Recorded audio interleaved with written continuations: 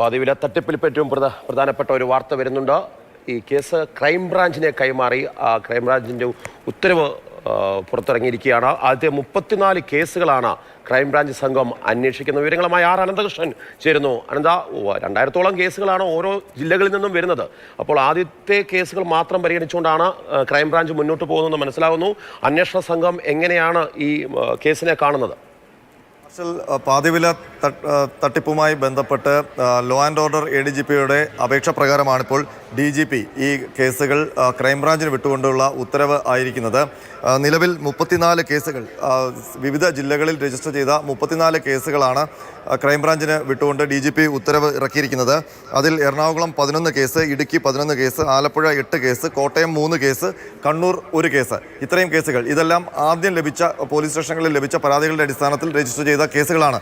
ഈ ഉത്തരവിൽ തന്നെ പറയുന്നുണ്ട്, ഇപ്പോഴും ഇതുമായി ബന്ധപ്പെട്ട് നിരവധി പരാതികൾ ലഭിച്ചുകൊണ്ടിരിക്കുകയാണ്.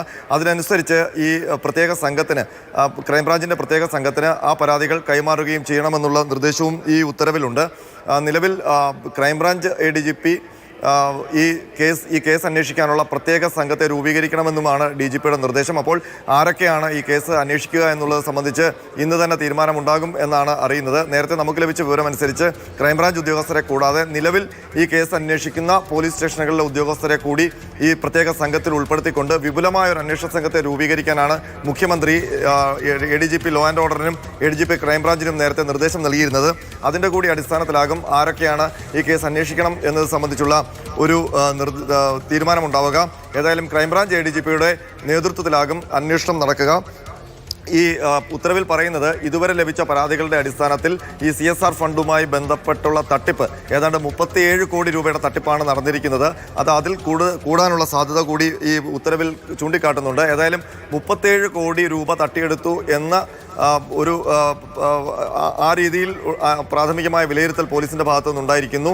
അതുമായി ബന്ധപ്പെട്ട് ലഭിച്ചിരിക്കുന്ന 34 കേസുകൾ, ആ കേസുകളാണ് ഇപ്പോൾ ക്രൈംബ്രാഞ്ചിന് വിട്ടുകൊണ്ട് DGP ഉത്തരവിറക്കിയിരിക്കുന്നത്. മാർഷൽ വിവരങ്ങൾ നൽകിയത്. പകുതിവില തട്ടിപ്പുമായി ബന്ധപ്പെട്ട അന്വേഷണം ക്രൈംബ്രാഞ്ചിന് കൈമാറിയിരിക്കുകയാണ്. ആദ്യത്തെ 34 കേസുകളാണ് രജിസ്റ്റർ ചെയ്യപ്പെട്ടുള്ളത്. 34,000 പരാതികളോളം സംസ്ഥാന വ്യാപകമായി ഉണ്ട് എന്നുള്ളതാണ് അറിയുന്നത്. അതിന്റെ ആദ്യഘട്ടത്തിൽ ഉയർന്ന പരാതികളാണ് ഇപ്പോൾ ക്രൈംബ്രാഞ്ച് ഏറ്റെടുത്തിരിക്കുന്നത്.